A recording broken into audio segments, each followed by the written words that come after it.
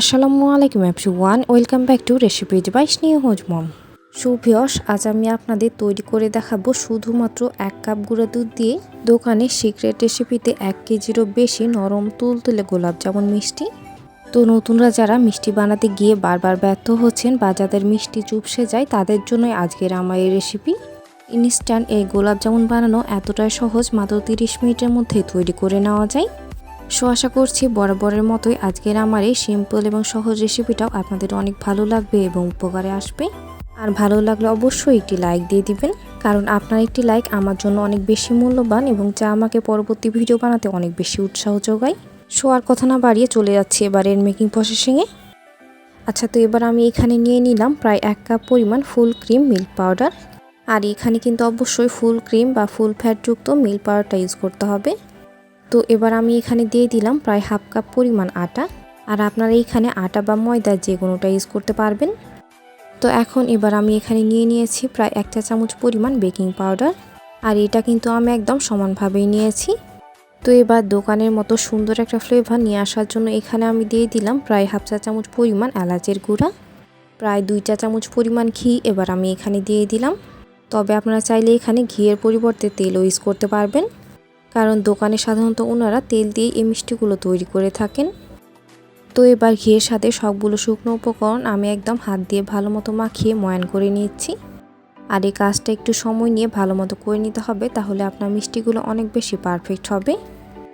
আর খেয়ে আপনি বুঝতেই পারবেন না গুঁড়া দুধের মিষ্টি খাচ্ছেন নাকি ছানার তৈরি মিষ্টি খাচ্ছেন। তো এখানে কিন্তু আপনারা অবশ্যই নিডো অথবা ডানো ব্র্যান্ডের মিল্ক পাউডারটা ইউজ করার চেষ্টা করবেন, তাহলে আপনার মিষ্টি 100% পারফেক্ট হবে। তো এইটা এবার আমি প্রায় 2 মিনিটের মতো ভালো মতো মাখিয়ে নিয়েছি। তো এইটা এবার মাখিয়ে নেওয়ার একটা পর্যায়ে যখন দেখবেন হাতে মুঠো করলে এইরকম মুঠো হয়ে আসবে এবং একটু প্রেস করলে ভেঙে যাবে, তখন বুঝবেন এটা একদম ভালো মতো মাখিয়ে নেওয়া হয়ে গেছে। তো এইটাকে এবার আমি একটা সাইডে রেখে দিলাম। দেন এবার আমি এখানে নিয়ে নিলাম রুমের স্বাভাবিক তাপমাত্রায় থাকা একটি ডিম। আর ডিমটা যদি ফ্রিজে থাকে তবে অবশ্যই 1 ঘন্টা আগে বের করে রাখবেন। তো এবার একটি কাঁটা চামচের সাহায্যে ডিমটাকে এবার আমি সুন্দরভাবে ফেটিয়ে নিচ্ছি। আর এই কাজটা করে নিতে খুব একটা বেশি সময় লাগবে না, প্রায় 30 সেকেন্ডের মতো ভালো মতো ফেটিয়ে নিলে হবে। তো ডিমটা এবার আমার একদম সুন্দরভাবে ফেটিয়ে নেওয়া হয়ে গেছে।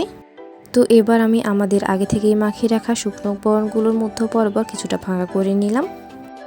দেন এবার আমি ফেটিয়ে রাখা ডিমটা সম্পূর্ণটা এর মধ্যে ঢেলে দিলাম। তো ডিমটা এবার দিয়ে নেওয়ার পর এটাকে এবার আমি হাতের সাহায্যে সুন্দরভাবে মাখিয়ে নিচ্ছি। আর এটা খুব একটা বেশি সময় নিয়ে মাখিয়ে নেওয়ার দরকার নেই, যা সবগুলো উপকরণ ভালো মতো মিশিয়ে নিলে হবে। তো ডিমটা দিয়ে এবার আমি ভালো মতো মাখিয়ে নিলাম। দেন এবার আমি এখানে নিয়ে নিলাম প্রায় 2 টেবিল চামচ পরিমাণ লিকুইড দুধ। আর দুধটা কিন্তু কোনোভাবে একবারে দেওয়া যাবে না, অল্প অল্প করে দিয়েই ভালো মতো মিশিয়ে নিতে হবে। আর এই ডোটা অনেকটাই সফট এবং আঠালো টাইপের হবে।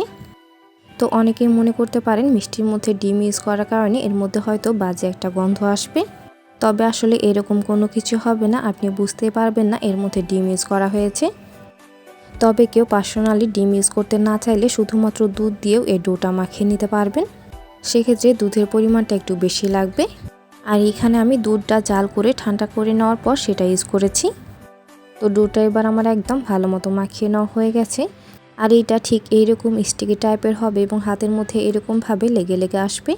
আর ডোটা কিন্তু শক্ত হয়ে গেলে মিষ্টিগুলো কিন্তু কখনোই পারফেক্ট হবে না। আর এইখানে কিন্তু আমার 2 টেবিল চামচ পরিমাণ দুধ সম্পূর্ণটাই লেগে গেছে। তো এটাকে এবার আমি ঢাকনা লাগিয়ে রেখে দিলাম প্রায় 10 মিনিটের জন্য রেস্টে। তো এবার আমি এর ফাঁকে মিষ্টির জন্য শিরাটা তৈরি করে নিব। এজন্য এখানে আমি দিয়ে দিলাম 1 কাপ প্লাস 1 কাপের কিছুটা কম পরিমাণ চিনি।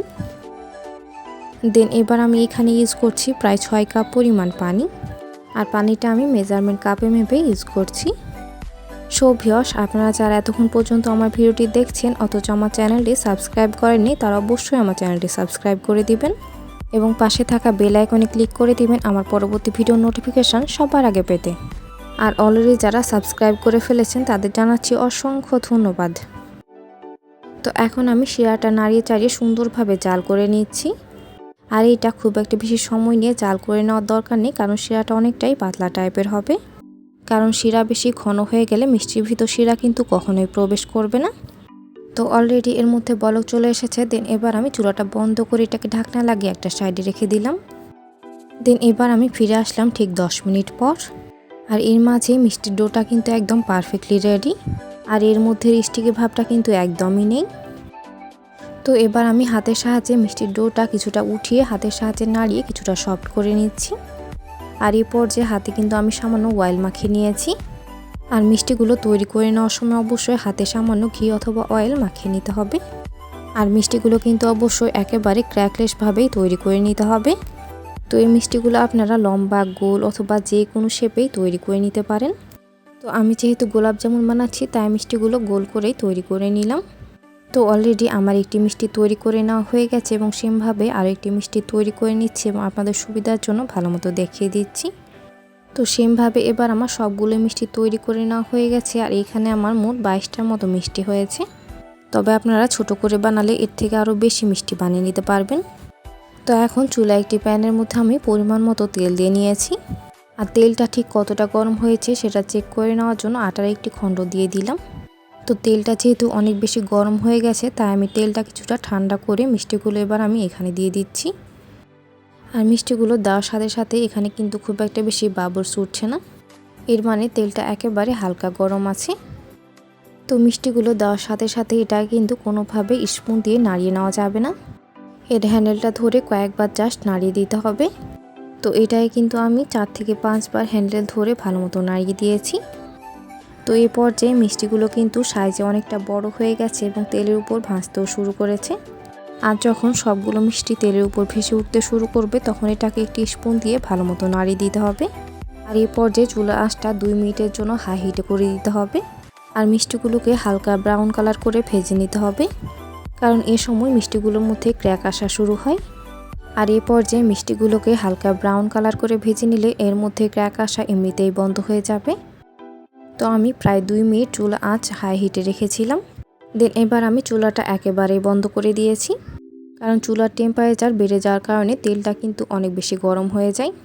আর গরম তেলের মধ্যে নাড়িয়ে চাড়িয়ে ভেজে নিলে মিষ্টিগুলোর মধ্যে কালার এমনিতেই চলে আসবে।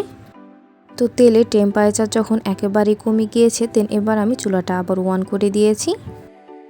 দেন এবারে মিষ্টিগুলোকে এবার অনবরত নাড়িয়ে চাড়িয়ে সুন্দরভাবে ভেজে নিতে হবে প্রায় 14 থেকে 15 মিনিটের মতো।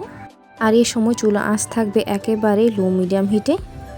তো মিষ্টিগুলোকে এবার আমি প্রায় 15 মিনিটের মতো ভালো মতো ভেজে নিয়েছি। দেন এবার একটি মিষ্টি উঠিয়ে আমি চেক করে দেখে নিচ্ছি এর স্কিন সফট আছে কিনা। একটু চাপ দিতেই সুন্দরভাবে বসে যাচ্ছে, মানে এর স্কিন যথেষ্ট সফট আছে। তো আপনারাও এটা চেক করে দেখে নেবেন, নইলে মিষ্টির স্কিন হার্ড হয়ে গেলে শিরা কিন্তু কখনোই ভিতরে প্রবেশ করবে না। তো মিষ্টিগুলোর মধ্যে এবার সুন্দর একটা ব্রাউন কালার চলে এসেছে। দেন এবার আমি সবগুলো মিষ্টি এখান থেকে উঠিয়ে নিলাম। আর এগুলোকে উঠে অবশ্যই এর মধ্যে এক্সট্রা তেলটা ভালো মতো ছাড়িয়ে নিতে হবে। তো গরম গরম মিষ্টিগুলো এবার উঠিয়ে গরম শিরার মধ্যে দিয়ে দিতে হবে। আর এই পর্যায়ে শিরাটাও কিন্তু যথেষ্ট গরম আছে, জাস্ট এর মধ্যে বলক উঠে নাই। তো মিষ্টিগুলো এবার দেওয়ার সাথে সাথে এগুলোকে ভালো মতো নাড়িয়ে দিতে হবে, তাহলে মিষ্টির চারদিক থেকে শিরা সুন্দরভাবে ভিতরে প্রবেশ করবে। তো এইটাকে এবার আমি ঢাকনা লাগিয়ে রেখে দিলাম প্রায় 12 মিনিটের জন্য। আর এর মাঝে এগুলোকে একবার নাড়িয়ে চাড়িয়ে উল্টে পাল্টে দিতে হবে। তো এবার আমি ফিরে আসলাম ঠিক 6 মিনিট পর। দেন এবার আমি একটি স্পুনের সাহায্যে মিষ্টিগুলোকে অনবরত নাড়িয়ে চাড়িয়ে ভালো মতো উল্টে পাল্টে দিলাম। আর এই পর্যায়ে মিষ্টিগুলোকে মিডিয়াম হিটে ভালো মতো কুক করে নিতে হবে। তো এটাকে এবার আমি আবারও ঢাকনা লাগিয়ে রেখে দিলাম। দেন এবার আমি ফিরে আসলাম আবারও ঠিক 6 মিনিট পর। আর এই পর্যায়ে মিষ্টিগুলো কিন্তু একদম রসে ভরা নরম তুলতুলে হয়ে গেছে। তো এগুলোকে এবার ঢাকনা খুলে এভাবে রেখে দিতে হবে সম্পূর্ণভাবে ঠান্ডা হয়ে আসা পর্যন্ত। সো এর মাঝে তৈরি হয়ে গেল অসম্ভব মজাদার নরম তুলতুলে গোলাপ জামুন মিষ্টি। তো এবার আমি ফিরে আসলাম ঠিক আধা ঘন্টা পর। আর এবার আমি একটি মিষ্টি কেটেও দেখে দিয়েছি এটা ঠিক কী পরিমাণ রসে ভরা নরম তুলতুলে হয়েছে। সো ভিউয়ার্স, রেসিপিটি ভালো লাগলে বাসায় একবার অবশ্যই ট্রাই করবেন এবং রেসিপিটি ভালো লাগলে অবশ্যই একটি কমেন্ট করে জানাবেন এবং ফ্রেন্ডস এবং ফ্যামিলির সাথে শেয়ার করবেন। সো আজকের মতো এখানে বিদায় নিচ্ছি। এতক্ষণ সাথে থাকার জন্য অসংখ্য ধন্যবাদ। আল্লাহ হাফেজ।